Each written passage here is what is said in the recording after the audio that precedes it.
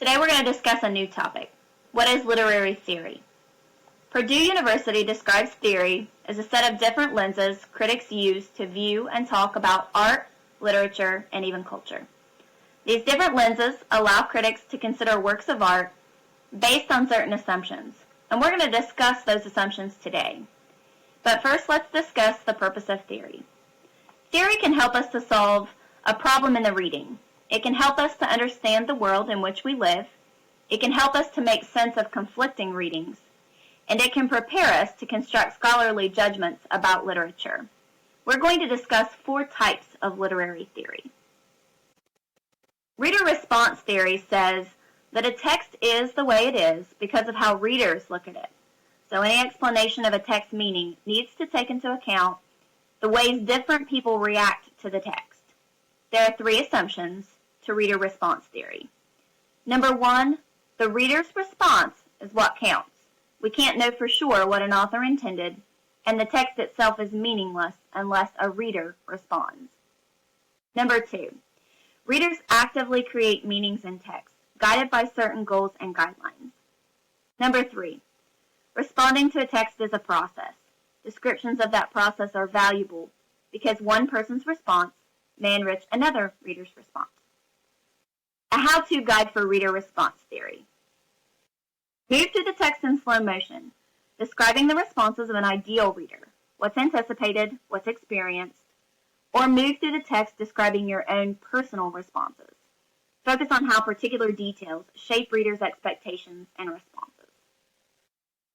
New criticism theory says that text makes sense without reference to outside sources. So any question about a text can be answered by looking closely at how different parts of the text relate to each other. There are 3 assumptions about new criticism theory. Number 1, the work itself should be your focus, not the author's intention, not the reader's response. Number 2, the purpose of your focus is to explain the work's unity, how every feature, large and small, contribute to its meaning. And number 3, great literary works are marked by some kind of complexity, as levels of meaning, oppositions, tensions, ironies, and ambiguities are unified. A how-to guide for new criticism theory. Read closely because you can assume that everything is carefully calculated to contribute to the work's unity.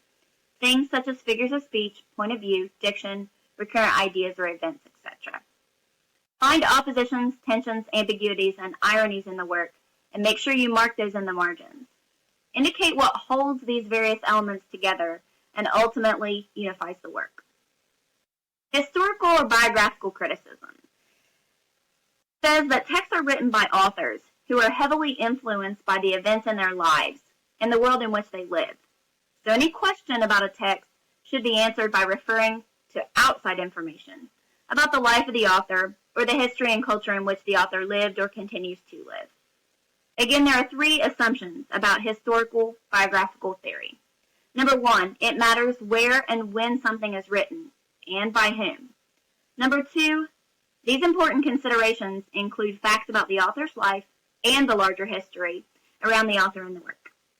Number 3, although you must be careful to distinguish literature and real life, each can illuminate the other powerfully.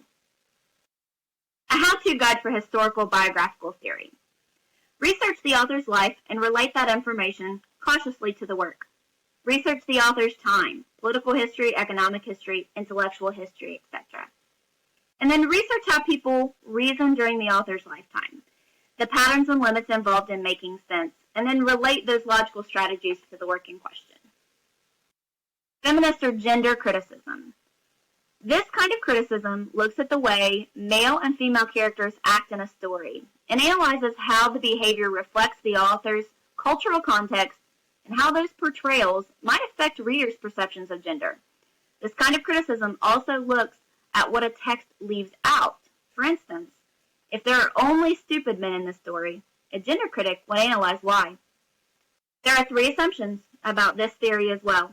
Number 1, your interpretation is influenced by your own status, including your race, gender, class, sexual preference, religion, and much more. Number 2, in the production and consumption of literature, all people have not had equal access.